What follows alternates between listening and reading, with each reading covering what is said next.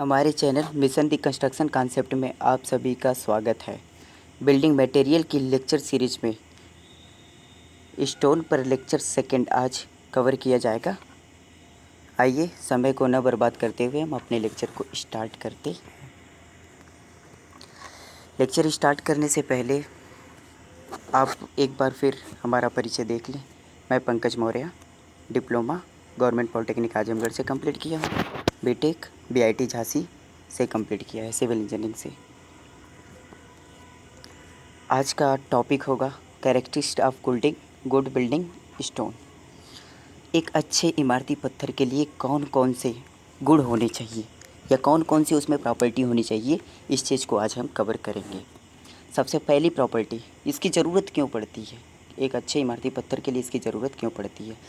पत्थर के सिलेक्शन, पत्थर की ड्यूरेबिलिटी, पत्थर के परफॉर्मेंस को डिफ़ाइन करने के लिए हमें कुछ मेजर पैरामीटर्स रखने पड़ते हैं, जिसके आधार पर हम पत्थर के गुण का डिटर्मिनेशन करते हैं। जैसे एक अच्छे पत्थर के लिए कौन कौन से गुण होने चाहिए, आइए हम इसको कवर करते हैं। क्रशिंग स्ट्रेंथ, सबसे पहला गुण क्रशिंग स्ट्रेंथ। उस पत्थर में क्रशिंग स्ट्रेंथ कैसी होनी चाहिए। For a good building stone the crushing strength should be greater than 1000 kilogram पर सेंटीमीटर स्क्वायर। एक अच्छे भवनी पत्थर के लिए 1000 किलोग्राम पर सेंटीमीटर स्क्वायर से ज़्यादा उसकी क्रशिंग स्ट्रेंथ होनी चाहिए। क्यों? क्योंकि कंप्रेसिव लोड को बियर करने के लिए पत्थर प्रॉपर स्ट्रेंथ रखना चाहिए, इसलिए। और इसी 1000 किलोग्राम पर सेंटीमीटर स्क्वायर को हम 100 मेगा पास्कल भी कहते हैं। क्यों? क्योंकि 1 मेगा पास्कल बराबर 10 किलोग्राम पर सेंटीमीटर स्क्वायर होता है। जनरली पत्थर को क्रशिंग स्ट्रेंथ में इसलिए मजबूत रखा जाता है क्योंकि पत्थर एक ब्रिटिल मटेरियल है। ब्रिटिल मटेरियल होने के कारण अगर पत्थर क्रशिंग में फेल होगा तो सर्टेन फेल्योर होगा, और सर्टेन फेल्योर की केस में किसी स्ट्रक्चर के एकाएक धड़ाम से गिरने की आशंका हो सकती है। इसे दूर करने के लिए हमें जो पत्थर यूज करना चाहिए बिल्डिंग निर्माण में, वो प्रॉपर क्रशिंग स्ट्रेंथ का होना चाहिए। अब नेक्स्ट प्रॉपर्टी होती है अपीयरेंस ऑफ स्टोन। स्टोन का अपीयरेंस कैसा होना चाहिए। यूनिफॉर्म कलर कंटेंट करना चाहिए, और वो clay holes spot of other colours bands इनसे फ्री होना चाहिए। मतलब कलर की जो एक्सटर्नल सरफेस हो वो यूनिफॉर्म कलर कंटेंट करनी चाहिए। और सेकंड चीज़ क्या होनी चाहिए, उसमें क्ले होल्स नहीं होने चाहिए, और साथ ही साथ उसमें अदर कलर्स के या डिफरेंट कलर्स के इरेगुलर बैंड्स नहीं होने चाहिए। थर्ड प्रॉपर्टी क्या है, ड्यूरेबिलिटी। स्टोन की ड्यूरेबिलिटी कैसी होनी चाहिए। एक अच्छे भवन निर्माण पत्थर के लिए स्टोन की स्टेबिलिटी कैसी होनी चाहिए, आइए इसे देखते हैं हम। अ good building stone should be durable. कैसा होना चाहिए, ड्यूरेबल होना चाहिए। और साथ ही साथ the factors like heat and cold alternative wet and dry. मतलब जो heat, cold, wetting and drying process होती है उसको रेजिस्ट करने की कैपेसिटी होनी चाहिए। साथ ही साथ डिसॉल्व्ड गैस को रेजिस्ट करने की भी कैपेसिटी होनी चाहिए। हाई विंड वेलोसिटी में भी वो ड्यूरेबल होना चाहिए, और साथ ही साथ alternate wet and dry process में भी ड्यूरेबिलिटी होना ज़रूरी है। नेक्स्ट प्रॉपर्टी क्या है, fracture. For good building stone it's fracture should be sharp. जब स्टोन को तोड़ा जाए या स्टोन का फ्रैक्चर किया जाए तो उस केस में जो सरफेस होनी चाहिए वो कैसी होनी चाहिए, शार्प सरफेस होनी चाहिए। साथ ही साथ कैसी होनी चाहिए, इवन सरफेस होनी चाहिए और क्लियर सरफेस होनी चाहिए, ताकि उसका अपीयरेंस में अच्छा हो। मतलब फ्रैक्चर्ड सरफेस जो स्टोन की होनी चाहिए, शार्प होनी चाहिए, क्लियर होनी चाहिए, और साथ ही साथ देखने में अच्छा भी लगना चाहिए। हार्डनेस की बात करें अब, नेक्स्ट प्रॉपर्टी क्या है उसकी, हार्डनेस। स्टोन जो बिल्डिंग निर्माण में यूज किया जाना चाहिए वो प्रॉपर हार्डनेस कंटेन करना चाहिए। अदरवाइज जो स्ट्रक्चर होगा, स्ट्रक्चर विभिन्न पर्पज़ के लिए हेल्ड किया जाता है, स्ट्रक्चर विभिन्न फंक्शन के लिए हेल्ड किया जाता है या बनाया जाता है, इसलिए जब उस फंक्शन को वो स्ट्रक्चर में यूज स्टोन नहीं हेल्ड कर पाएगा तो वो सूटेबल स्ट्रक्चर नहीं होगा या उसमें यूज स्टोन सूटेबल नहीं है। इसलिए उसकी हार्डनेस अच्छी होनी चाहिए। स्टोन की हार्डनेस 17 से ज़्यादा तो उसे हार्ड स्टोन कहेंगे। स्टोन की हार्डनेस वैल्यू 17 से ज़्यादा हो तो उसे हार्ड स्टोन कहेंगे। यदि हार्डनेस वैल्यू 14 से 17 के बीच में हो तो स्टोन को मीडियम हार्ड स्टोन कहेंगे, और यदि हार्डनेस वैल्यू 14 से कम होगी तो स्टोन को हम पुअर हार्डनेस या स्टोन की हार्डनेस वेरी पुअर होगी। Next, percentage wear. स्टोन में परसेंटेज वियर कितना होना चाहिए? एक गुड बिल्डिंग स्टोन के लिए परसेंटेज वियर 3% से कम होना चाहिए। For a good building stone the percentage wear should be equal to or less than 3%। हमेशा परसेंटेज वियर 3% से कम होना चाहिए। अब यहाँ बात आती है वियर की। वियर क्या होता है? सेम मटेरियल के बीच में फ्रिक्शन के कारण जो मटेरियल लॉस होता है उसे वियरिंग कहते हैं। मतलब यदि स्टोन पार्टिकल के बीच में फ्रिक्शन जनरेट होता है लोडिंग के कारण, एक्सटर्नल लोडिंग के कारण, तो इसमें होने वाले कोरोजन को या इसमें होने वाले वेट लॉस को ही या पार्टिकल लॉस को ही हम वेयरिंग कहते हैं। और स्टोन में वेयरिंग कम से कम हो, इसलिए वेयरिंग रेजिस्टेंस होना स्टोन में अति आवश्यक है। अब बात करते हैं हम resistance to fire. Resistance to fire क्यों आवश्यक है? मे बी ऐसा हो सकता है कि स्ट्रक्चर में किसी कारणवश या किसी असावधानीवश फायर काट हो जाए, फायर लग जाए, तो उस केस में क्या होगा? जो स्ट्रक्चर में यूज बिल्डिंग स्टोन है वो काफ़ी फायर प्रूफ होना चाहिए। कैसा होना चाहिए? Fire proof. मतलब स्ट्रक्चर में यूज्ड बिल्डिंग स्टोन का फायर प्रूफ होना अति आवश्यक है। साथ ही साथ फायर प्रूफ बिल्डिंग स्टोन कौन कौन से होते हैं? सैंड स्टोन, आर्जिलेशियस स्टोन, ये अच्छे फायर प्रूफ माने जाते हैं। साथ ही साथ अब नेक्स्ट प्रॉपर्टी को डिस्कस अगर हम करें तो स्पेसिफिक ग्रेविटी की बात आती है। Building stone proper specific gravity का होना चाहिए। ये इसकी एवरेज स्पेसिफिक ग्रेविटी 2.7 या 2 पॉइंट से ज़्यादा होनी चाहिए। क्यों? क्योंकि अगर building stone proper specific gravity का नहीं है तो वो कम्पैक्ट नहीं होगा। मतलब यूनिट वॉल्यूम में उसके पार्टिकल्स का जो मास होगा वो कम होगा। साथ अगर मास कम है तो इसका मतलब कि उनके बीच में जो पार्टिकल्स के बीच में प्रॉपर बॉन्डिंग है वो कम है, जो उसकी स्ट्रेंथ को रिप्रेजेंट करती है। अगर प्रॉपर बॉन्डिंग कम है तो स्टोन की स्ट्रेंथ कम होगी। इसलिए ये आवश्यक है कि उसकी स्पेसिफिक ग्रेविटी 2.7 या उससे ज़्यादा हो। हम नेक्स्ट प्रॉपर्टी टेक्सचर की बात करते हैं। गुड बिल्डिंग स्टोन का टेक्सचर कैसा होना चाहिए? कंपैक्टेड होना चाहिए, फाइन क्रिस्टलाइन नेचर का बिल्डिंग स्टोन होना चाहिए।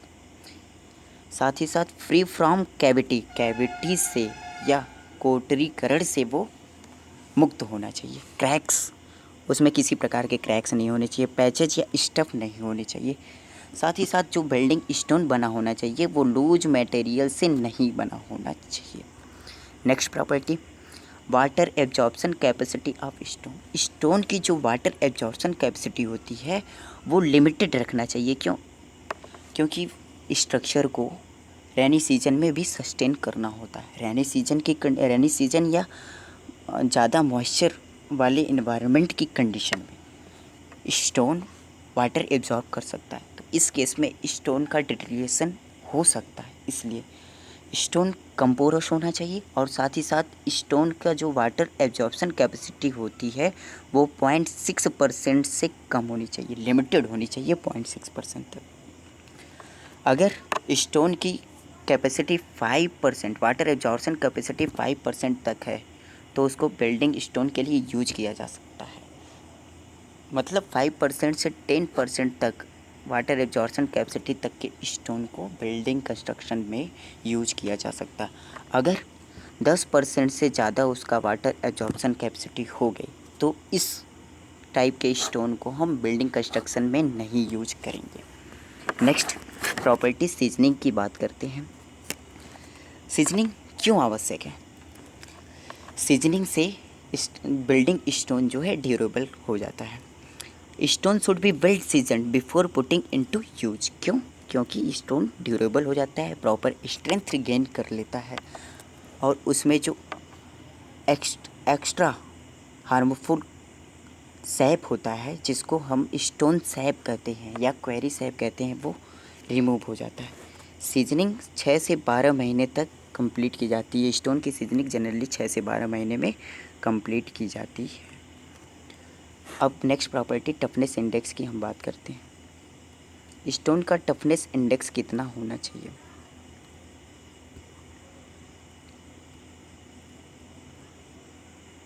Toughness index impact test. Toughness index generally impact test से फाइंड आउट किया जाता है। इम्पैक्ट टेस्ट की वैल्यू 13 से अगर कम है तो वह लेस टफ, यानी कि उसकी जो टफनेस होगी वो कम होगी, लेस टफ स्टोन होगा। यदि टफनेस इंडेक्स की वैल्यू 13 to 19 के बीच में होगी तो वो मॉडरेटली टफ स्टोन होगा। यदि टफनेस इंडेक्स की वैल्यू 19 से ज़्यादा होगी तो हाईली टफ स्टोन होगा। जनरली रोड वर्क के लिए जो स्टोन यूज किया जाता है उसकी टफनेस वैल्यू 19 से अधिक रखा जाएगा। रोड वर्क के लिए जो स्टोन यूज करेंगे उसकी टफनेस वैल्यू 19 से ज़्यादा रखना होगा। नेक्स्ट टॉपिक स्टार्ट होता है डिटेरियोरेशन ऑफ स्टोन। स्टोन का डिटेरियोरेशन या क्षय, स्टोन या पत्थर का क्षय। काज ऑफ डिटेरियोरेशन, डिटेरियोरेशन के कौन कौन से कारण हैं सबसे पहले ये देखते हैं। Deterioration physical action, water, air और गैसेस के एक्शन के कारण हो सकता है। एडवर्स एक्शन होता है वाटर, एयर और गैस का स्टोन पर। साथ ही साथ केमिकल एक्शंस जैसे डिकम्पोजिशन। डिकम्पोजिशन क्या होता है अभी डिस्कस करेंगे। ऑक्सीडेशन और हाइड्रेशन। डिकम्पोजिशन, हाइड्रेशन और ऑक्सीडेशन तीनों के कारण स्टोन का डिटेरियोरेशन हो सकता है। अब हम बात करते हैं डिकम्पोजिशन की। डिकम्पोजिशन क्या होता है? स्टोन के जो कंपोजिशन में जो मटेरियल्स होते हैं या मिनरल्स होते हैं या एटम्स होते हैं या मॉलिक्यूल्स होते हैं, ये प्रायः विदरिंग एक्शन यानी कि वाटर के एक्शन के कारण, एयर के एक्शन के कारण और गैस के एक्शन के कारण डिट्रीब्यूट हो जाते हैं या अपने नेचुरल बॉन्डिंग से सेपरेट हो जाते हैं, जिसके कारण उसका डिटेरियोरेशन स्टार्ट हो जाता है। इसी को हम स्टोन का डिकम्पोजिशन कहते हैं। अब नेक्स्ट बात आती है ऑक्सीडेशन की। ऑक्सीडेशन क्या होता है? इन्वायरमेंट में प्रेजेंट ऑक्सीजन से स्टोन रिएक्शन करके, इन्वायरमेंट में ऑक्सीजन है, ऑक्सीजन से स्टोन क्या करेगा? रिएक्शन करेगा और ये क्या बना देगा? मिनरल्स या मेटल्स के ऑक्साइड बना देगा और ये स्टोन से सेपरेट हो जाएगा, जिसे हम क्या कहते हैं? स्टोन का ऑक्सीडेशन या स्टोन का डिटेरियोरेशन कह सकते हैं। और साथ ही साथ हाइड्रेशन की बात कर सकते हैं। इन्वायरमेंट में मॉइस्चर प्रेजेंट होता है या जल प्रेजेंट होता है। ये मॉइस्चर यानी कि H2O क्या होगा? स्टोन में जो मिनरल होंगे उससे एक्शन करके, स्टोन में जो मिनरल होंगे उससे एक्शन करके एक डिफरेंट मटेरियल बनाएगा जो स्टोन के बॉन्डिंग कैपेसिटी को कम करेगा। और लास्टली क्या होगा? स्टोन के सरफेस से वो मटेरियल अलग हो जाएगा, जिसे हम स्टोन का डिटेरियोरेशन कहते हैं। किस मेथड से? हाइड्रेशन मेथड से स्टोन का डिटेरियोरेशन बोलते हैं। अब जनरल डिटेरियोरेशन फॉर्म क्या होता है स्टोन का, वो देखते हैं। अनसेल्टर्ड कंडीशन में क्या होगा? विंड इफेक्ट होगा, वाटर इम्पैक्ट होगा और अदर गैसेस का डायरेक्टली इम्पैक्ट होगा, जिसके कारण क्या होगा? इसकी अपर सरफेस होगी वो क्या होगी? डिटेरियोरेट हो जाएगी, जैसा कि फिगर में क्लियरली शो किया गया है। अब नेक्स्ट कंडीशन आती है क्या? शेल्टर्ड कंडीशन में कैसे डिटेरियोरेशन होता है? शेल्टर्ड कंडीशन में क्या होगा? वाटर का, एयर का, वाटर का तो डायरेक्ट इम्पैक्ट नहीं होगा और एयर का भी हो सकता है कुछ इम्पैक्ट कम हो, लेकिन इन्वायरमेंट में प्रेजेंट जो पॉल्यूटेड गैसेस हैं उनका इम्पैक्ट डायरेक्ट होगा। और फर्स्ट स्टेज की केस में केमिकल और गैसेस के इनडायरेक्ट इम्पैक्ट के कारण क्या होगा? ब्लैक क्रस्ट जनरेट होगा स्टोन पर, जैसा कि इस फिगर में यहाँ पे दिखाया गया है। ये ब्लैक क्रस्ट है स्टोन पर। और सेकंड स्टेज में क्या होगा, लॉस ऑफ मटेरियल हो सकता है। सेकंड इफेक्ट क्या हो सकता है इसका, इनडायरेक्ट कंडीशन में लॉस ऑफ मटेरियल हो सकता है। आइए अब नेक्स्ट टॉपिक को हम स्टार्ट करते हैं, प्रिजर्वेशन ऑफ स्टोन। डिटेरिएशन तो हमने जान लिया, अब क्या होता है डिटेरिएशन कंप्लीट। लेकिन अब उस डिटेरिएशन को बचाने के लिए हमें स्टोन को प्रिजर्व करना होगा, सुरक्षित करना होगा। किस तरह से स्टोन को हम प्रिजर्व करेंगे ताकि वो लंबे समय तक या लास्ट तक अपना परफॉर्मेंस कंप्लीट कर सके। इसलिए स्टोन का प्रिजर्वेशन अति आवश्यक है। अब अगर एक छोटा सा क्वेश्चन पुट अप किया जाए कि स्टोन का प्रिजर्वेशन क्यों आवश्यक है।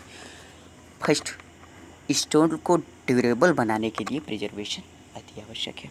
सेकंड, स्टोन का परफॉर्मेंस अच्छा हो इसके लिए, और साथ ही साथ स्टोन का अपीयरेंस भी गुड हो, इसके लिए भी स्टोन का प्रिजर्वेशन करना आवश्यक है।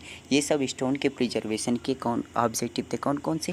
पहला, अपीयरेंस अच्छा हो, दूसरा ड्यूरेबिलिटी अच्छी हो, और तीसरी चीज़ स्टोन का परफॉर्मेंस भी अच्छा हो। ठीक है, नेक्स्ट बात करते हैं हम स्टोन का प्रिजर्वेशन कैसे कैसे किया जाता है। फर्स्ट अगर बात करें तो कोल तार, स्टोन की एक्सटर्नल सरफेस पे कोल तार के लेपन से या कोल तार की लेयरिंग करने से हम स्टोन को प्रिजर्व कर सकते हैं। हाँ, इसके कुछ डिमेरिट्स हैं। पहली बात यह है कि स्टोन पर कोल तार के प्रिजर्वेशन से या कोल तार की लेयरिंग से उसकी जो नेचुरल शाइनिंग अपीयरेंस वाली सरफेस होगी या उसकी जो सुंदर सरफेस होगी वो लुप्त हो जाएगी। ये इसका पहला डिमेरिट है। और सेकंड डिमेरिट इसका क्या है कि अगर स्टोन पर कोल तार का लेपन किया जाता है तो यह स्मेल जनरेट करता है। ये स्मेल भद्दी होती है जो अच्छा नहीं होगा, जो एनवायरमेंटल फ्रेंडली नहीं होगा, और ये एडवर्स कंडीशन जनरेट करता है या एडवर्स एनवायरमेंट कंडीशन जनरेट करता है। और नेक्स्ट बात करते हैं हम, नेक्स्ट प्रिजर्वेशन मेथड क्या है, लिंसीड ऑयल। लिंसीड ऑयल दो तरीके से अप्लाई किया जा सकता है स्टोन सरफेस पर। फर्स्ट, रॉ लिंसीड ऑयल, और second boiled linseed oil. Raw linseed oil क्या होगा, कम स्टेबल होगा। स्टोन सरफेस पे जो रॉ लिंसीड ऑयल का लेपन किया जाता है वो कम स्टेबल होगा, यानी कि बाद में ज़्यादा समय पे या 1 साल 2 साल 3 साल 4 साल बाद, कुछ सालों बाद वाटर एयर के इम्पैक्ट के कारण लिंसीड ऑयल ऑक्सीडाइज या हाइड्रेट हो सकता है, इसलिए पुनः रॉ लिंसीड ऑयल का लेपन करना पड़ता है। ये बॉयल्ड लिंसीड ऑयल के लेपन से कम स्टेबल होता है। हाँ, बॉयल्ड लिंसीड ऑयल क्या होगा, ज़्यादा स्टेबल होगा, और इस केस में हमें थोड़ा रॉ लिंसीड ऑयल के कंपैरिजन में कुछ समय पश्चात री लेयरिंग करनी पड़ती है। अब बात करते हैं पेंट लेयरिंग। पेंट लेयरिंग से भी हम स्टोन का प्रिजर्वेशन कंप्लीट कर सकते हैं। हाँ, पेंट लेयरिंग से भी डिमेरिट्स हैं। पेंट लेयरिंग से स्टोन की जो सरफेस होती है वो लुप्त हो जाती है। अब नेक्स्ट बात आती है पैराफिन।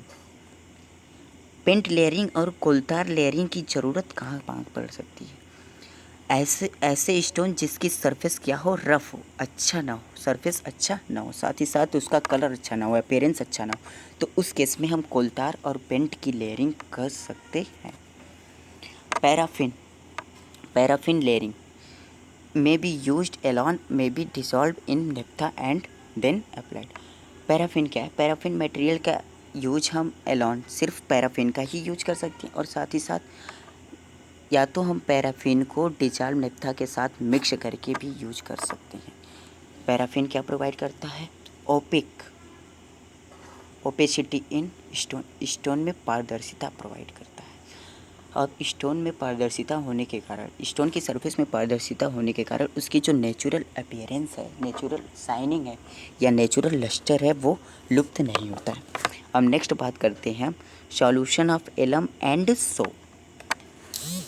एलम 0.75 नॉर्मलिटी का एलम और 0.5 नॉर्मलिटी का सोप। 0.75 नॉर्मलिटी का एलम और 0.5 नॉर्मलिटी के सोप को 1 लीटर वाटर में डिजॉल्व करके सॉल्यूशन प्रिपेयर करते हैं, और इसी सॉल्यूशन को स्टेन पर लेयर के फॉर्म में कन्वर्ट कर देते हैं। अब नेक्स्ट बात आती है solution of baryta. Solution of baryta, it is solution of barium hydroxide. Generally solution of baryta को हम बेरियम हाइड्रोक्साइड भी कहते हैं। मतलब जब स्टोन का डीके कैल्शियम सल्फेट के प्रेजेंट के कारण होता है। अगर स्टोन में कैल्शियम सल्फेट प्रेजेंट है तो बेरियम हाइड्रोक्साइड के सॉल्यूशन के लेपन से हम उसे प्रिजर्व कर सकते हैं। अब बेसिकली इसमें होता क्या है, जो बेरियम हाइड्रोक्साइड है वो बेरियम हाइड्रोक्साइड जो है वो कैल्शियम सल्फेट से रिएक्ट करके बेरियम सल्फेट स्टेबल फॉर्म में बेरियम सल्फेट क्रिएट करता है। अब जब बेरियम सल्फेट स्टेबल फॉर्म में हो गया तो उसका प्रिजर्वेशन ऑलरेडी हो गया, मतलब स्टोन का प्रिजर्वेशन हो गया, ये इजीली डिटेरिएट नहीं होगा। और साथ ही साथ जो रिप्लेस्ड कैल्शियम होगा वो जल से यानी कि वाटर से रिएक्शन करके कैल्शियम हाइड्रोक्साइड बना लेता है। और बाद में ये कैल्शियम हाइड्रोक्साइड क्या करेगा, जो कैल्शियम बाद में ये जो कैल्शियम हाइड्रोक्साइड है वो इन्वायरमेंट के CO2 से, ध्यान से सुनिएगा बिल्कुल, जो कैल्शियम हाइड्रोक्साइड है बेरियम सल्फेट के फॉर्मेशन के बाद जो कैल्शियम हाइड्रोक्साइड बचता है वो इन्वायरमेंट के CO2 यानी कि कार्बन डाइऑक्साइड से एक्शन करके कैल्शियम कार्बोनेट बनाता है, जो ग्रीन कलर में एक ड्यूरेबल और पत्थर की तरह स्ट्रॉन्ग लेयर बना लेता है। इस तरह से ये भी सेकेंडरी टाइप में प्रिजर्वेशन का काम करता है। मतलब दो तरह से प्रिजर्वेशन हुआ, पहला बेरियम सल्फेट की एक हार्ड लेयर बन गई और सेकेंड कैल्शियम कार्बोनेट की भी एक हार्ड लेयर बन गई। इसका दोहरा लाभ हमें मिला। नेक्स्ट बात करते हैं हम प्रिजर्वेशन ऑफ स्टोन को हिंदी में अगर देखें, ये थोड़ा इसमें कुछ अच्छा कंटेंट हमें मिला इसलिए हमने सोचा कि इसे भी डिस्कस कर लिया जाए। वही चीज़ें हैं, वही चीज़ें बार बार रिपीट होंगी। ये मैं इसलिए बता रहा हूँ क्योंकि प्रिजर्वेशन ऑफ स्टोन पे क्वेश्चन जो है SSC जेईई मेंस और ESC मेंस में 10 या 15 नंबर में पूछ देता है। और ये क्या होता है, बिल्कुल सिंपल होता है, बहुत कठिन नहीं होता है। 10 से 15 नंबर में ये पूछता है, बिल्कुल सिंपल होता है, कठिन ही नहीं है कुछ। इसलिए इसको अगर मैं दोबारा आपको बता देता हूँ तो इसमें कोई बहुत बड़ी बात नहीं है। आइए सोचते हैं, कोल तार का लेपन किया जाता है, एक लेयर में, 2 लेयर में किया जा सकता है। और उसने वही बताया क्या कि सरफेस ब्लैक हो जाती है, स्टोन की सरफेस ब्लैक हो जाती है, साथ ही साथ इसमें स्मेल आती है। सेकंड, लिंसीड ऑयल की हम बात करें, लिंसीड ऑयल में रॉ लिंसीड ऑयल का यूज कर सकते हैं और बॉइल्ड लिंसीड ऑयल का यूज किया जा सकता है। अलग अलग, या तो रॉ लिंसीड ऑयल का यूज करेंगे या बॉइल्ड लिंसीड ऑयल का यूज करेंगे। और साथ ही साथ ये क्या कह रहा है, प्रतिवर्ष परिरक्षण करने की आवश्यकता होती है, कब, जब रॉ लिंसीड ऑयल की यूज करेंगे तब। अब बॉइल्ड लिंसीड ऑयल का यूज करेंगे तो बाद में इसकी ज़रूरत, कुछ समय बाद इसमें रीलेपन करना होगा, यानी कि रीलेयरिंग करनी होगी। हाँ, linseed oil, raw linseed oil या बॉइल्ड लिंसीड ऑयल के यूज से सरफेस क्या हो जाती है, डार्क कलर में हो जाती है। जो हमारा उसका नेचुरल कलर होगा स्टोन का वो थोड़ा डार्क हो जाएगा लिंसीड ऑयल के यूज से। अब हम बात करते हैं पेंट की, पेंट लेयरिंग से। स्टोन की सरफेस पर पेंट से भी हम इसको जो है इन्वायरमेंटल इफेक्ट या मौसम के प्रभाव से बचा सकते हैं। पैराफिन मेथड भी हमने डिस्कस किया है। पैराफिन में क्या कहते हैं, पैराफिन को हम सेपरेटली यूज कर सकते हैं या पैराफिन को नेप्था के साथ में यूज करके स्टोन सरफेस पे लेयरिंग कर देते हैं। अब नेक्स्ट बात आती है सॉल्यूशन ऑफ बेरिटा। सॉल्यूशन ऑफ बेरिटा, बेरिटा क्या होता है, ये होता है बेरियम सल्फेट, नहीं बेरियम हाइड्रोक्साइड होता है। बेरिटा क्या होता है, बेरियम हाइड्रोक्साइड होता है। जब स्टोन का डीके कैल्शियम सल्फेट के कारण होता है। यदि इन्वायरमेंट में कैल्शियम सल्फेट ज़्यादा प्रेजेंट है तो उस केस में बेरियम हाइड्रोक्साइड या बेरिटा की लेयरिंग से क्या होगा, कैल्शियम सल्फेट में जो कैल्शियम है वो डिस्प्लेस हो जाएगा और बेरियम सल्फेट से अट्रैक्ट होके या रिएक्शन करके बेरियम सल्फेट का निर्माण करेगा। और ये बेरियम सल्फेट क्या होगा, हार्ड होगा, ड्यूरेबल होगा और डिटेरिएशन को क्या करेगा, कंट्रोल करेगा। इसको भी हमने इसके पहले अच्छे से डिस्कस किया है, वही चीज़ें हैं सेम टू सेम। इसको रिएक्शन फॉर्म में दिखाया गया है। जैसे कैल्शियम सल्फेट है, बेरियम हाइड्रोक्साइड है, दोनों एक दूसरे से रिएक्ट किए तो यहाँ से बना क्या, बेरियम सल्फेट बना, और कैल्शियम डिस्प्लेस होके हाइड्रोक्साइड कंपोनेंट से रिएक्शन करके कैल्शियम हाइड्रोक्साइड बनाता है। अब ये जो बेरियम सल्फेट बना है ये क्या है, हार्ड होगा, टफ होगा, ड्यूरेबल होगा, तो डिटेरिएशन को कंट्रोल करेगा। अब बात करते हैं हम कैल्शियम हाइड्रोक्साइड की। जो कैल्शियम हाइड्रोक्साइड है वो इन्वायरमेंट में प्रेजेंट CO2 से रिएक्ट करेगा और टफ, हार्ड, ग्रीन कलर की या हल्का येलो कलर या वाइट कलर की कैल्शियम कार्बोनेट की लेयर क्रिएट करेगा स्टोन सरफेस पर, और वाटर को क्या करेगा, रिमूव कर देगा। जो सनलाइट से वाटर क्या होगा, वेपोराइज हो जाएगा। अब नेक्स्ट बात करते हैं हम सॉल्यूशन ऑफ एलम और सोप। ये भी हमने दिखा दिया है कि 0.75 नॉर्मलिटी के एलम और 0.5 नॉर्मलिटी के सोप का 1 लीटर वाटर में सॉल्यूशन प्रिपेयर किया जाता है। इसी सॉल्यूशन को स्टेन सरफेस पर लेयरिंग की जाती है। अब नेक्स्ट रैंसम्स मेथड, ये नहीं डिस्कस किया गया था, ये नया मेथड है रैंसम्स मेथड। इस विधि में पत्थर की सरफेस पर सबसे पहले सॉल्यूशन ऑफ पोटेशियम क्लोराइड 2 से 3 लेयर में solution of potassium chloride layer किया जाता है। फिर उसके बाद क्या होगा, सरफेस को अच्छी तरह से हम सूख देने देते हैं। तत्पश्चात कैल्शियम क्लोराइड की फाइनल लेयरिंग की जाती है। क्या होगा, रैंसम मेथड में क्या करेंगे हम, सबसे पहले क्या करेंगे, सॉल्यूशन ऑफ पोटेशियम के सॉल्यूशन की लेयरिंग करेंगे 2 से 3 बार। फिर प्रॉपर सूखने के बाद हम जो है कैल्शियम क्लोराइड की फाइनल लेयरिंग कर देंगे, जिसके कारण पत्थर की सतह कैल्शियम सिलिकेट की अघुलनशील लेयर बनाती है। ये क्या होगी, insoluble layer of calcium sulphate prepare करेगा, सिलिकेट की, कैल्शियम सिलिकेट की इनसॉल्युबल लेयर प्रिपेयर करेगा, जो इन्वायरमेंट से स्टोन को क्या करेगा, प्रिजर्व करेगा। अब नेक्स्ट बात करते हैं हम क्या, सिरेमिली सॉल्यूशन या सरलमे, इसको बोलते हैं सरलमे का घोल, सरलमे सॉल्यूशन या सरलमे का घोल। इस मेथड में सोडियम या पोटेशियम सिलिकेट के साथ, किसके साथ, सोडियम पोटेशियम सिलिकेट के साथ बेरियम क्लोराइड को मिक्स किया जाता है। किसको, बेरियम क्लोराइड को। सोडियम या पोटेशियम के सिलिकेट के साथ बेरियम क्लोराइड को मिक्स करके सॉल्यूशन प्रिपेयर किया जाता है, और इस सॉल्यूशन को स्टोन सरफेस पे लेप लगा दिया जाता है। हम नेक्स्ट बात करते हैं test on stone objective purpose से और मेंस पर्पस या कन्वेंशनल पर्पस से भी बहुत इम्पोर्टेंट है।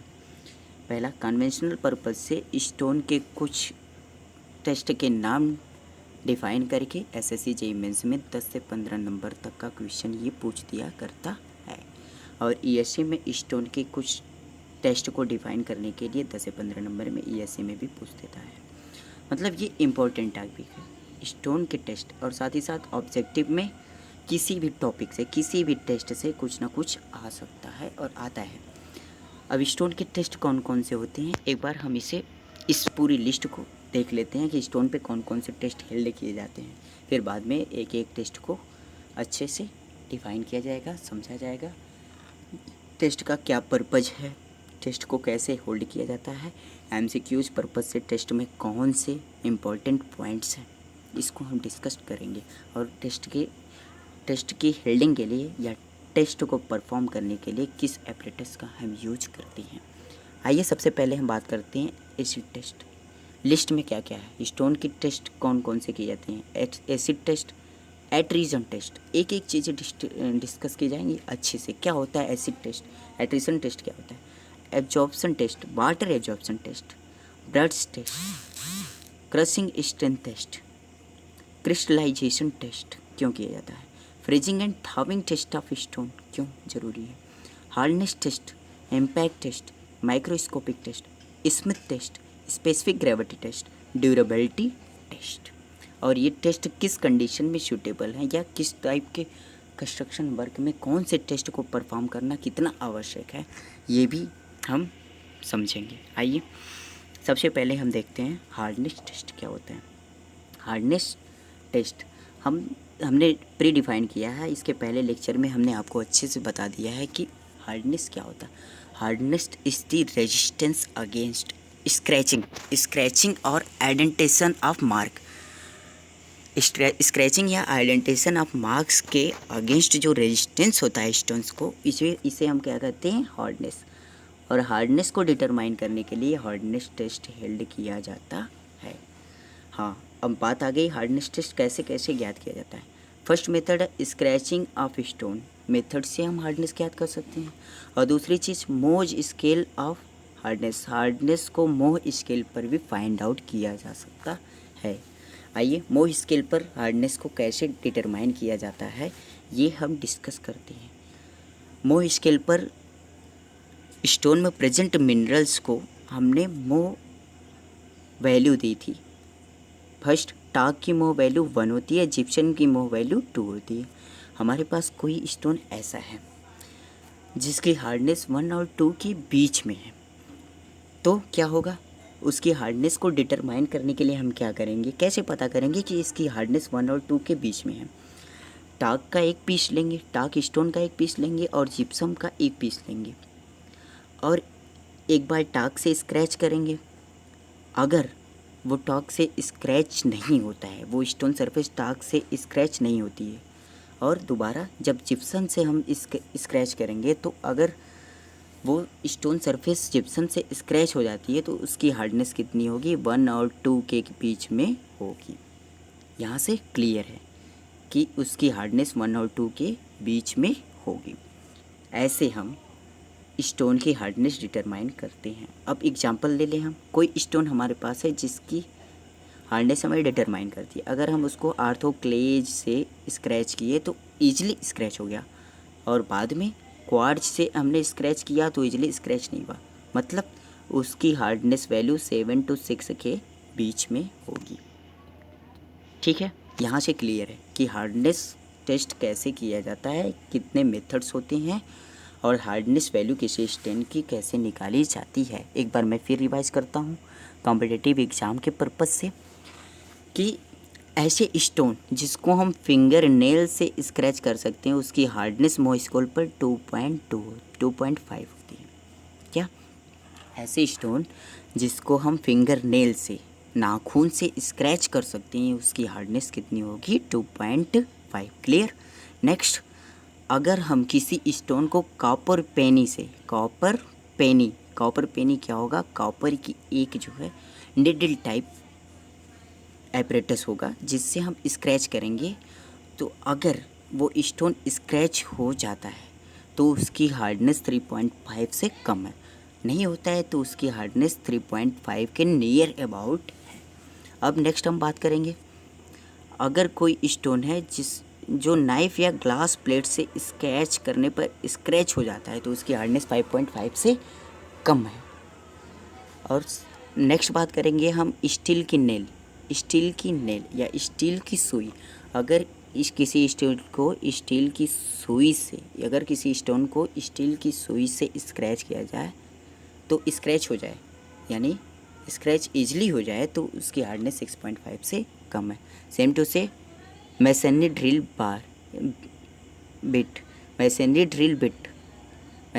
बिट क्या होता है, जो मैसनरी में ड्रिलिंग के लिए यूज किया जाता है। अगर उससे स्टोन को ड्रिल किया जाए या स्क्रैच किया जाए, ईजिली स्क्रैच हो जाता है तो उसकी हार्डनेस 8.5 से कम है, अदरवाइज 8.5 से उसकी हार्डनेस क्या होगी, ज़्यादा होगी। नेक्स्ट, क्रशिंग टेस्ट की हम बात करते हैं। स्टोन का क्रशिंग टेस्ट क्यों आवश्यक है, ये हमने गुड बिल्डिंग स्टोन की कैरेक्टरिस्टिक्स में डिटरमाइन आपको अच्छे से एक्सप्लेन किया था। क्रशिंग टेस्ट क्यों किया जाता है, क्रशिंग स्ट्रेंथ डिफाइन करने के लिए। और अगर बात करें कि क्रशिंग क्या होती है, स्टोन पर एक्सटर्नल लोड के कारण, स्टोन का एक्सटर्नल लोड के कारण सडन फेल्योर होने से जस्ट पहले जो स्ट्रेंथ होती है उसको बोलते हैं स्टोन की क्रशिंग स्ट्रेंथ। क्रशिंग स्ट्रेंथ हम कैसे फाइंड आउट करते हैं, कंप्रेशन टेस्टिंग मशीन, इसको बोलते हैं CTM, कंप्रेशन टेस्टिंग मशीन से हम क्रशिंग टेस्ट स्टोन का डिटरमाइन करते हैं, क्रशिंग वैल्यू टेस्ट स्टोन की डिटरमाइन करते हैं कंप्रेशन टेस्टिंग मशीन। इसी को बोलते हैं UTM, अब नेक्स्ट बारी आती है कि स्टोन का क्रशिंग टेस्ट कैसे किया जाता है। स्टोन सैंपल जो यूज करेंगे हम टेस्ट के लिए, जो स्टोन सैंपल का यूज करेंगे वो 40x40x40 यानी कि 40 mm गुणे 40 mm गुणे 40 mm के क्यूब फॉर्म में तीन नंबर्स में क्या ले लेंगे, हम स्टोन ले लेंगे। क्या लेंगे, 40x40x40 mm के साइज का मिनिमम 3 नंबर्स में स्टोन ले लेंगे और हर एक स्टोन को, प्रत्येक स्टोन को 72 घंटे तक वाटर में क्या करेंगे, सबमर्ज कर देंगे। बाद में एक एक स्टोन को कंप्रेशन टेस्टिंग मशीन पे 14 न्यूटन पर mm स्क्वायर की रेटिंग से, कितने से, 14 न्यूटन पर mm स्क्वायर की रेटिंग से लोडिंग की जाएगी और फ्रैक्चर के कंडीशन में स्टोन पर टोटल एक्सटर्नल लोड को नोट डाउन कर लिया जाता है।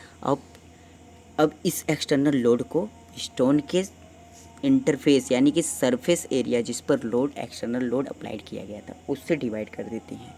तो उसकी कंप्रेसिव स्ट्रेंथ सिग्मा सी आ जाएगी, external load F divide by loading surface area A। तो यहाँ से इसकी आ जाएगी क्रशिंग स्ट्रेंथ ऑफ स्टोन। ठीक, अब नेक्स्ट प्रॉपर्टी की हम बात करते हैं। नेक्स्ट टेस्ट, स्टोन के नेक्स्ट टेस्ट का हम बात करते हैं। हार्डनेस टेस्ट या एट्रिशन टेस्ट, या हार्डनेस टेस्ट तो हमने डिस्कस कर लिया है। ये हार्डनेस टेस्ट एट्रिशन से रिलेटेड है। यहाँ क्लियर करना ये आवश्यक है कि ये हार्डनेस जो फर्स्ट मोह स्केल या स्क्रैचिंग से हार्डनेस डिटरमाइन किया जाता है उससे थोड़ा सा डिफरेंट है। डॉरी एब्रेशन टेस्ट से जो हम फाइंड आउट करते हैं उसे हम बोलते हैं क्या, एट्रिशन टेस्ट भी बोलते हैं। क्या इसे बोलते हैं, attrition test. Attrition test, attrition test क्या होता है एट्रिशन, ये हमें बताना अति आवश्यक है क्योंकि ये बहुत ज़्यादा से ज़्यादा, मतलब काफ़ी पढ़े लोगों को भी, जिसके पास अच्छा खासा भी नॉलेज है, उसको भी ये एट्रिशन टेस्ट क्या होता है या एट्रिशन क्या होता है स्टोन का, ये नहीं पता होता है। एट्रिशन स्टोन में वेयरिंग को रिप्रेजेंट करता है। हमने वेयरिंग को डिफाइन किया था। वेयरिंग क्या होती है, सेम टाइप के मटेरियल के बीच में फ्रिक्शन के कारण जो डिट्रिएशन होता है उसी को बोलते हैं हम क्या, वेयरिंग या एट्रिशन। एट्रिशन, ठीक है।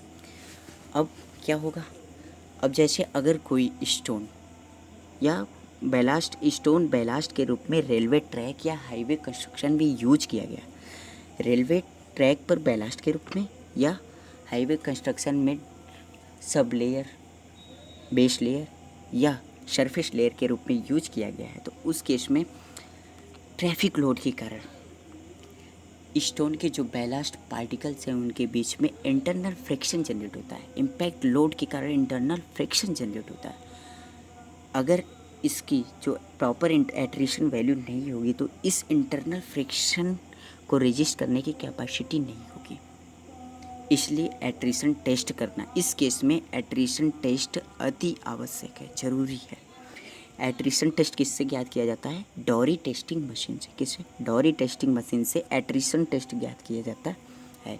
एट्रिशन टेस्ट करने के लिए हम क्या करते हैं, सिलेंड्रिकल सैंपल लेते हैं, स्टोन का सिलेंड्रिकल सैंपल लेते हैं। सिलेंडर कैसा होगा, 25 mm डाया का और 25 mm हाइट का सिलेंड्रिकल सैंपल लेते हैं। इस सिलेंड्रिकल सैंपल को डॉरी टेस्टिंग मशीन का ये जो पोर्शन है इससे लोडिंग की जाती है और ये रोटेटिंग प्लेट है। डॉरी टेस्टिंग मशीन की ये जो है, ये जो दिख रही है, ये डॉरी टेस्टिंग मशीन की रोटेटिंग प्लेट है।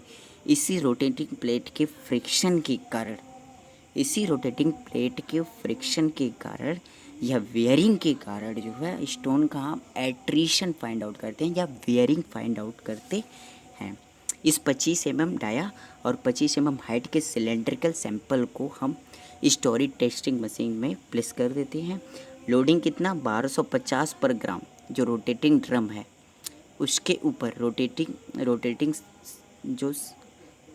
जो रोटेटिंग सर्कल है या जो रोटेटिंग पार्ट है इस मशीन का, इसके ऊपर हम सैंपल को रख देंगे। सैंपल को रखने के बाद 1250 का ये जो वेट है उसको रख देते हैं ताकि वो आसानी से कंपैक्टेड फॉर्म में उस पर पड़ा रहे और इधर उधर ना भागे। इस केस में क्या होगा, 28 आरपीएम से मशीन को स्टार्ट कर देते हैं, लगभग 1000 रिवॉल्यूशन तक काउंट करते हैं। डिजिटल मशीन से 1000 रिवॉल्यूशन तक इसको हम काउंट करते हैं। 1000 रिवॉल्यूशन के बाद हम इसमें वेट लॉस जो होगा उसको डिटरमाइन करेंगे। हार्डनेस क्या होगी इसकी वैल्यू, हार्डनेस का फार्मूला क्या है इसकी हम अगर बात करते हैं, सबसे पहले जो इसका इनिशियल वेट था 25 mm डाया और 25 mm हाइट का जो सिलेंड्रिकल सैंपल था स्टोन का, इसका जो इनिशियल वेट है, इसमें से टेस्टिंग के बाद जो स्टोन बचा है उसके वेट को डिफरेंस कर देते हैं, यानी कि घटा देते हैं, तो लॉस इन वेट मिल जाता है। इस लॉस इन वेट को 3 से डिवाइड कर देते हैं। अब 20 से माइनस करने के बाद ये जो वैल्यू आती है ये हार्डनेस वैल्यू होती है। ये एट्रिशन टेस्ट से फाइंड आउट की गई क्या होती है, हार्डनेस वैल्यू होती है। नेक्स्ट इम्पैक्ट टेस्ट, स्टोन का इम्पैक्ट टेस्ट क्या होता है। इम्पैक्ट टेस्ट स्टोन की टफनेस फाइंड आउट करने के लिए किया जाता है, to determine the toughness of index. इसका ऑब्जेक्टिव क्या है इम्पैक्ट टेस्ट का, टफनेस डिटरमाइन करने के लिए स्टोन की। टफनेस डिटर्मिनेशन के लिए स्टोन सैंपल की साइज़ क्या होती है, सेम साइज़ है जैसा कि डोरी टेस्टिंग मशीन में एट्रिशन फाइंड आउट करने के लिए या हार्डनेस फाइंड आउट करने के लिए सैंपल लिया गया था। 25 mm डाया का और 25 mm हाइट का जो है सिलेंड्रिकल सैंपल ले लेते हैं स्टोन का। अब 20 न्यूटन के स्टील हैमर से जो है इस पे जो मशीन में 20 न्यूटन का जो ये 20 न्यूटन का स्टील हैमर होता है, इसका अरेंजमेंट किया गया होता है। अब मोल्ड में इस 25 mm डाया और 25 mm हाइट, 25 mm डाया और 25 mm हाइट के सिलेंडर को प्लेस कर देंगे। ये स्टोन है कैसा है, 25 mm हाइट का है और 25 mm डाया का है। इस स्टोन सैंपल को मोल्ड में प्लेस कर देंगे। मोल्ड में प्लेस करने के बाद 20 न्यूटन के इस हैमर को फ्री फॉल कराएंगे। पहले तो 1 सेंटीमीटर से फ्री फॉल कराएंगे, फिर 2 सेंटीमीटर, 3 सेंटीमीटर और सक्सेसिवली 1-1 सेंटीमीटर जो है फॉलिंग हाइट इंक्रीज करते जाते हैं। जितने सेंटीमीटर हाइट पर ये स्टोन क्या होगा, ब्रेक हो जाएगा, ये स्टोन में क्रैक हो जाएगा या स्टोन क्रश कर जाएगा। उसी हाइट एच को मान लीजिए 19 सेंटीमीटर हाइट पर ये स्टोन क्रश कर गया तो या स्टोन में क्रैक जनरेट हो गया, तो इसकी हार्डनेस वैल्यू कितनी होगी, 19। ठीक है, अगर 10 पे हो गया तो इसकी हार्डनेस वैल्यू क्या होगी, इसकी इम्पैक्ट वैल्यू, हार्डनेस वैल्यू नहीं इम्पैक्ट वैल्यू। लेक्चर में कभी कभी इम्पैक्ट की जगह हार्डनेस यूज हो जा रहा है, इसके लिए सॉरी। ठीक है, उसकी इम्पैक्ट वैल्यू कैसे हम फाइंड आउट करते हैं, एक पहले तो 1 सेंटीमीटर फॉल हाइट रखे, फिर 2, फिर 3, 4 ऐसे इंक्रीज करते गए। तो जब जिस फॉलिंग हाइट पे स्टोन में क्रैक जनरेट हो जाए या स्टोन फ्रैक्चर कर जाए, उसको बोलते हैं, उस स्टोन की इम्पैक्ट वैल्यू बोलते हैं। इम्पैक्ट टेस्ट कैसे किया जाता है, क्यों किया जाता है, सैंपल कितना रखते हैं, हैमर वेट क्या होता है, मोल्ड की साइज क्या होगी, फ्री फॉल कितनी हाइट से कैसे किया जाता है, ये सब हमने डिस्कस कर लिया। अब नेक्स्ट बात करते हैं fire resistance of stone. Stone का फायर रेजिस्टेंस क्यों आवश्यक है हमने बता दिया है। बाई चांस अगर स्ट्रक्चर में फायर अगर होती है तो उस केस में हम स्टोन का फायर रेजिस्टेंस होना अति आवश्यक है। Presence of calcium carbonate, stone में कैल्शियम कार्बोनेट प्रेजेंट है तो स्टोन फायर रेजिस्टेंस नहीं होगा। मतलब फायर रेजिस्टेंस टेंस में हम क्या करते हैं, स्टोन में कैल्शियम कार्बोनेट की क्वांटिटी डिटरमाइन करते हैं और सल्फ्यूरिक एसिड की क्वांटिटी डिटरमाइन करते हैं। ये फायर रेजिस्टेंस का मेन पर्पज़ है। हाँ, अगर किसी भी बिल्डिंग मटेरियल का फायर रेजिस्टेंस हमें फाइंड आउट करना हो, किसके टर्म में क्या करेंगे, कोई भी स्ट्रक्चर या कोई भी बिल्डिंग मटेरियल कितना फायर रेजिस्ट है उसको हम उसकी फायर पकड़ने के बाद उसकी जो सस्टेनिंग टाइम है, जैसे 2 घंटे हो गए, 3 घंटे हो गए, 4 घंटे हो गए, 30 मिनट हो गए, 20 मिनट हो गई, जितने मिनट तक फायर पकड़ने के बाद जो है स्टोन सस्टेन कर लेता है या बिल्डिंग मटेरियल सस्टेन कर लेता है, उसको हम उसका फायर रेजिस्टेंस कहते हैं। हाँ, कभी कभी ऑब्जेक्टिव क्वेश्चन में डायरेक्टली पूछ देता है कि फायर रेजिस्टेंस को किस में मेजर किया जाता है। फायर रेजिस्टेंस को टाइम के टर्म में मेजर किया जाता है। एसिड टेस्ट क्या होता है, एसिड टेस्ट का मेन पर्पज होता है मटेरियल, इसमें जो हार्मफुल मटेरियल जैसे लाइम अल्कलाइन कंटेंट है, लाइम और अल्कलाइन कंटेंट, क्षारीय और चूना युक्त पदार्थ जो है ये एसिड से रिएक्टिव होता है। मतलब अगर एसिड या अगर कोई ऐसा स्ट्रक्चर है जिसमें स्टोन यूज किया गया हो और वो केमिकल जैसे एसिड या अल्कोहल से की कंडीशन में सर्व करता है या अल्कोहल प्रेजेंस की कंडीशन में सर्व करता है, तो स्टोन सरफेस पर अल्कोहल या केमिकल की वजह से जो अल्कलाइन मटेरियल होगा या लाइम होगा उससे रिएक्ट कर लेगा। अल्कलाइन मटेरियल या लाइम के रिएक्शन से जो एसिड होगा वो उसको डिटरिएट कर देगा, इसलिए एसिड टेस्ट करना ज़रूरी है। इंडस्ट्रियल कंडीशन में यूज स्टोन या फ्लोरिंग की इंडस्ट्री की फ्लोरिंग की कंडीशन में या इंडस्ट्री की वॉल सरफेसिंग या टाइलिंग की कंडीशन में एसिड टेस्ट अति आवश्यक है। स्टोन से अगर टाइलिंग की गई है तो उस केस में एसिड टेस्ट अति आवश्यक है। एसिड टेस्ट में क्या करते हैं हम, स्टोन के पीस को, स्टोन का जो सैंपल है उसको सल्फ्यूरिक एसिड में सबमर्ज कर देती हैं 7 आवर्स तक। कितने तक? 7 आवर्स तक, 7 घंटे तक हम जो है स्टोन सैंपल को सबमर्ज कर देते हैं। यदि स्टोन सरफेस डिटरिएट हो जाती है तो उसमें एसिड प्रेजेंट, उसमें अल्कलाइन या लाइम मटेरियल, क्या अल्कलाइन या लाइम मटेरियल प्रेजेंट है।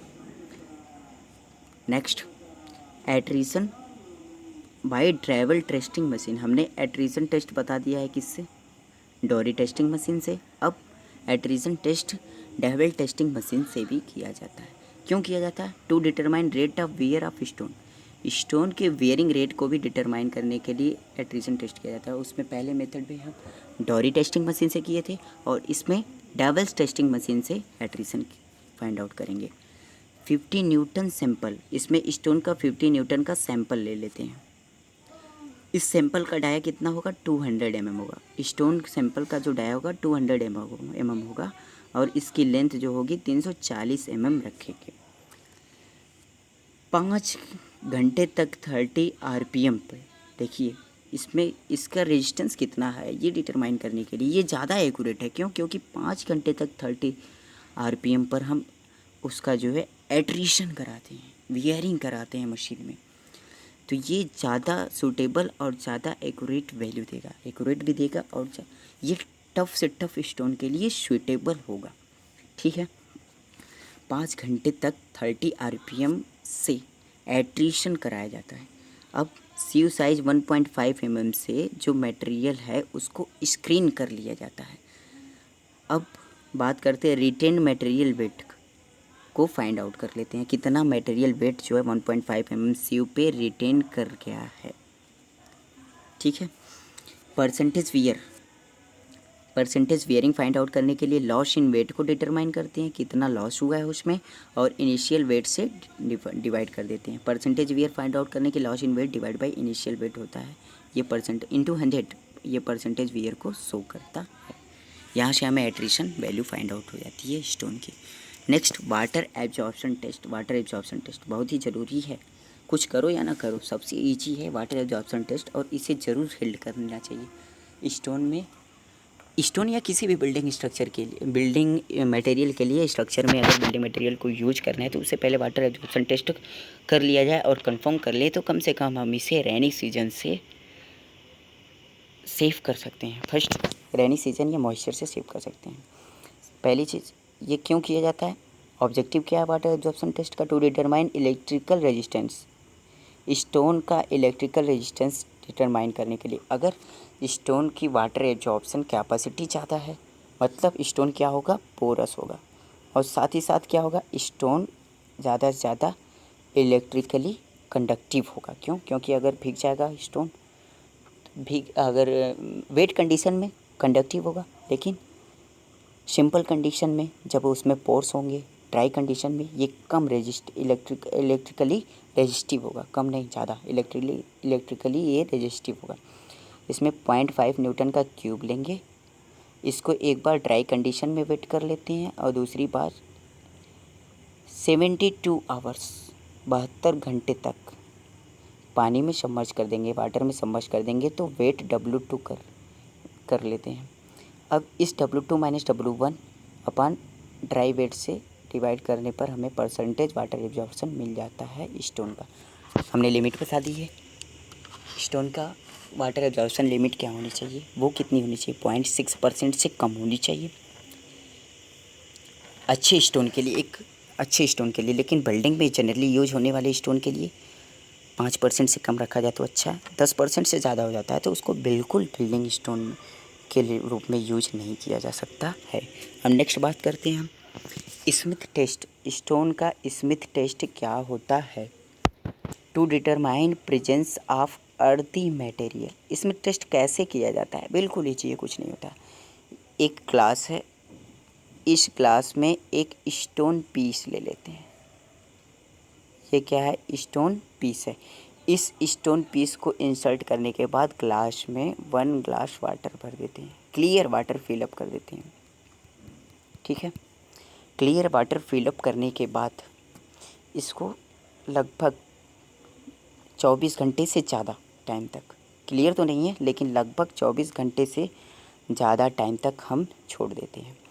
अब इसका विजुअल टेस्ट करते हैं। विजुअल टेस्ट करने पर अगर इसमें मडी मटेरियल प्रेजेंट है तो इसका मतलब स्टोन में अर्थिन मटेरियल प्रेजेंट है, मतलब स्टोन में कुछ सॉल्युबल टाइप के मटेरियल प्रेजेंट है और उस स्टोन का वेदरिंग रेजिस्टेंस कम है क्योंकि उसमें अर्थिन मटेरियल या सॉल्युबल मटेरियल प्रेजेंट है।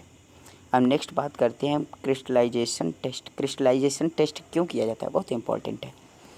Crystallization test generally structure stone की बार बार स्ट्रक्चर आता है क्योंकि सिविल के लिए स्ट्रक्चर बहुत ही इंपॉर्टेंट चीज़ है। Structure construction, structural analysis, structural design बहुत इंपॉर्टेंट है, इसलिए बार बार दिमाग में स्ट्रक्चर ही आता है, स्ट्रक्चर ही आता है, स्ट्रक्चर ही आता है। छोड़ो, हम बात कर रहे हैं क्रिस्टलाइजेशन टेस्ट की।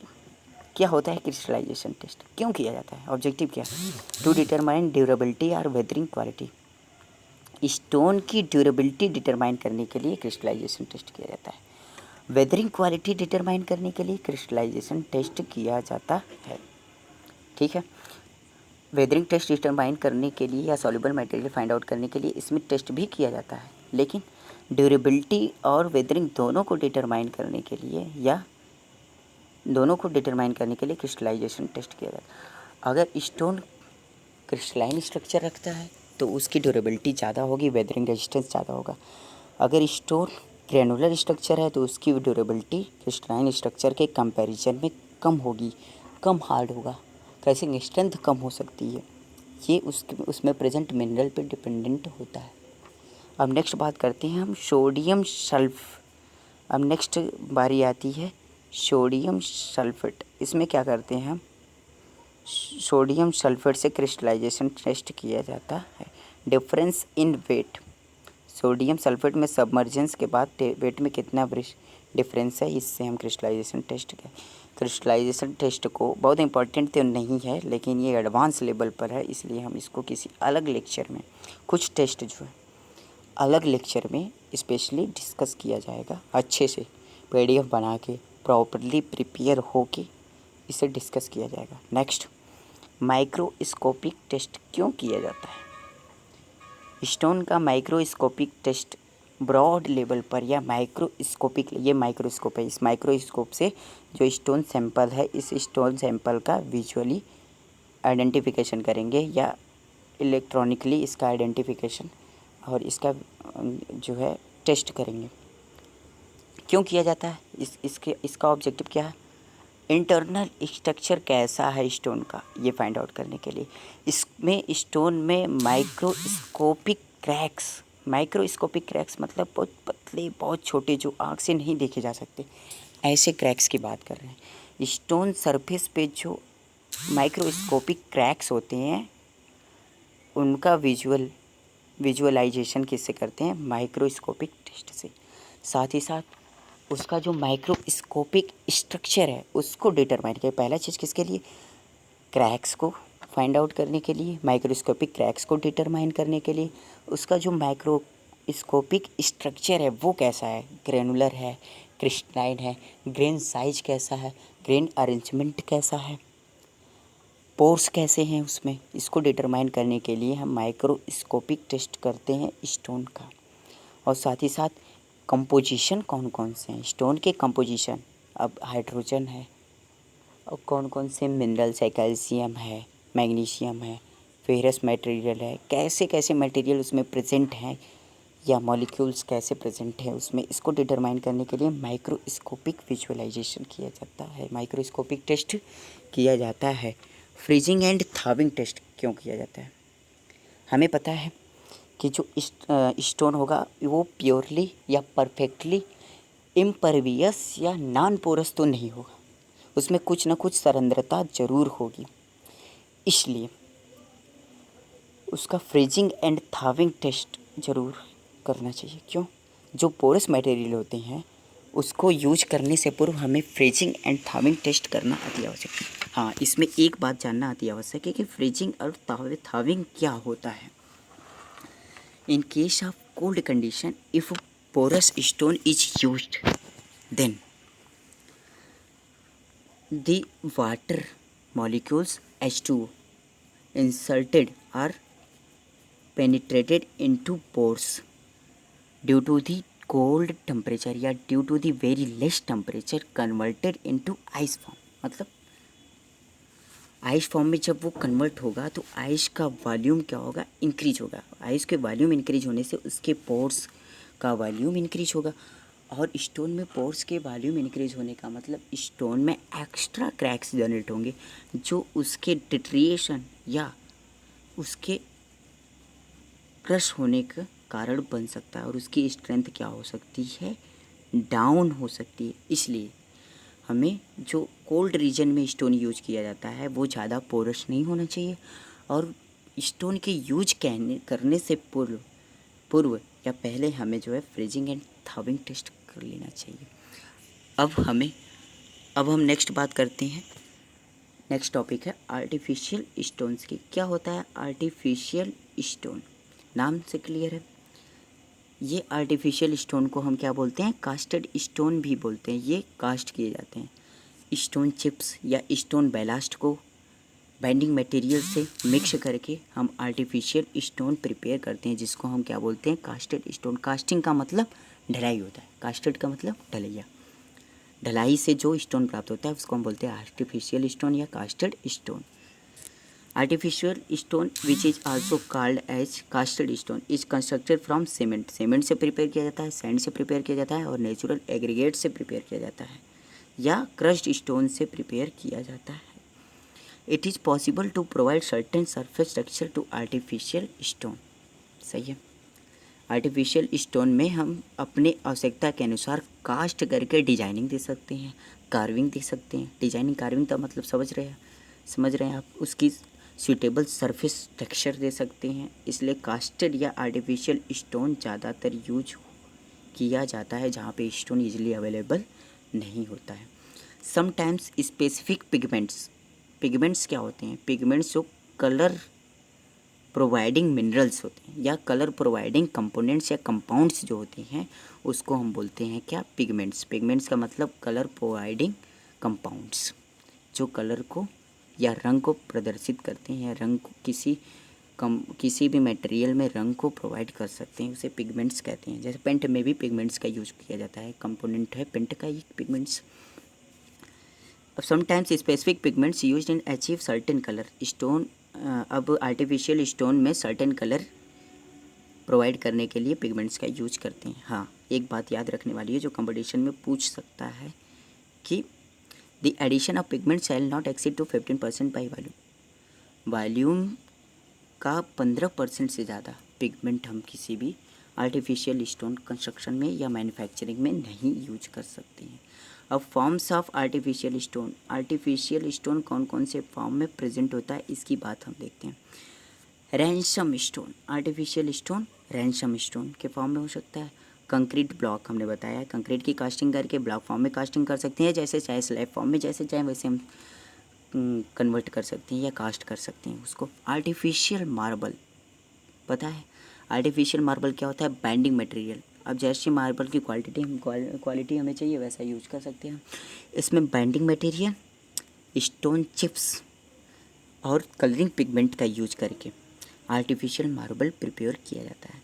या फिर हमें पारदर्शी आर्टिफिशियल मार्बल यूज करना है तो उस केस में कलरिंग पिगमेंट का यूज नहीं करेंगे। अब बिटुमिनस स्टोन में क्या करेंगे हम? स्टोन चिप्स या एग्रेट और दूसरा बिटुमिन मटेरियल और साथ ही साथ फिलर का यूज करेंगे। कौन कौन सा? Stone chips, second binding material के रूप में बिटुमिनस का यूज करेंगे और नेक्स्ट तीसरा चीज़ हम इसमें क्या यूज करेंगे? फिलर्स का मटेरियल, क्योंकि ज़्यादा से ज़्यादा विटामिन यूज करने पर कॉस्टली हो सकता है और इसकी प्रॉपर्टी भी उतनी अच्छी नहीं होगी, इसलिए फिलर्स का भी यूज करते हैं। तो यहाँ से बिटुमिनस स्टोन प्रिपेयर कर लेते हैं। कैसे प्रिपेयर करते हैं? इसकी प्रॉपर कास्टिंग करते हैं, मोल्डिंग प्रॉपर मोल्डिंग करते हैं, मोल्ड में इसको प्लेस करके कास्टिंग करते हैं, प्रॉपर कंप्रेशन करते हैं और ड्राई होने देते हैं। इसी तरह विक्टोरिया स्टोन है, इम्पीरियल स्टोन है। नेट पर आप सर्च करके इसको अच्छे से क्लियर कर सकते हैं कि ये क्या होती है, इसके इमेज देख के और अच्छे से आप विजुअलाइज कर सकते हैं। आज के लेक्चर सीरीज़ में हमने क्या क्या कवर किया है? पहली चीज़, सबसे पहले हमने characteristics of good building stone cover किया है। नेक्स्ट लेक्चर में हम कोशिश करेंगे कि शार्ट में इस वीडियो लेक्चर का हम जो है रिवीजन कंप्लीट कर दें। फिर उसके बाद हमने डिट्रिएशन ऑफ स्टोन कंप्लीट किया, प्रिजर्वेशन ऑफ स्टोन कंप्लीट किया, प्रिजर्वेशन कैसे कौन कौन से मेथड होते हैं प्रिजर्वेशन के, ये कंप्लीट किया। अब टेस्ट ऑफ स्टोन क्या है, टेस्ट ऑफ स्टोन का ऑब्जेक्टिव क्या है, किस कंडीशन में कौन से टेस्ट हेल्ड किए जाते हैं, कौन से टेस्ट के लिए कौन सा मोल्ड या कौन सा इंस्ट्रूमेंट या एपरेटस यूज किया जाता है, ये सब हमने डिस्कस किया। थैंक यू दोस्तों, हमारे वीडियो लेक्चर को देखने के लिए आप सभी का धन्यवाद। कृपया मिशन द कंस्ट्रक्शन कॉन्सेप्ट, जो बेसिकली सिविल इंजीनियरिंग की स्टडी इन्वायरमेंट में कॉस्मेटिक इन्वायरमेंट क्रिएट करने के लिए बनाया गया है पंकज मौर्य द्वारा। ज़्यादा एक्सपीरियंस तो मेरे पास नहीं है, लेकिन कोशिश करूँगा बेस्ट टू बेस्ट अपना अच्छा से अच्छा प्रयोग कर सकूँ, अच्छा से अच्छा नॉलेज डेवलप करके आप सभी को ज़्यादा से ज़्यादा मैं लाभान्वित कर सकूँ। मेरा मेन मकसद यही है। आज मेरा हमेशा से यही मोटिव रहा है कि मैं अपने नेशन की सर्व करूं, नेशनल सर्व करूं। देश के प्रति जो मेरा अगाध प्रेम है, इसी को केयर करते हुए मैं इस लेक्चर को बनाया हूं, ताकि हम एक अच्छा इंजीनियर बनकर देश में अपनी छवि को बनाए रखें, देश के हित में या देश को आगे बढ़ाने में अपना योगदान दे सकें। धन्यवाद दोस्तों, कृपया मुझे प्रमोट करने के लिए मैं ऐसे ही वीडियो लेक्चर बनाता रहूं। मेरे channel mission the construction concept को शेयर एंड लाइक ज़रूर करें। धन्यवाद।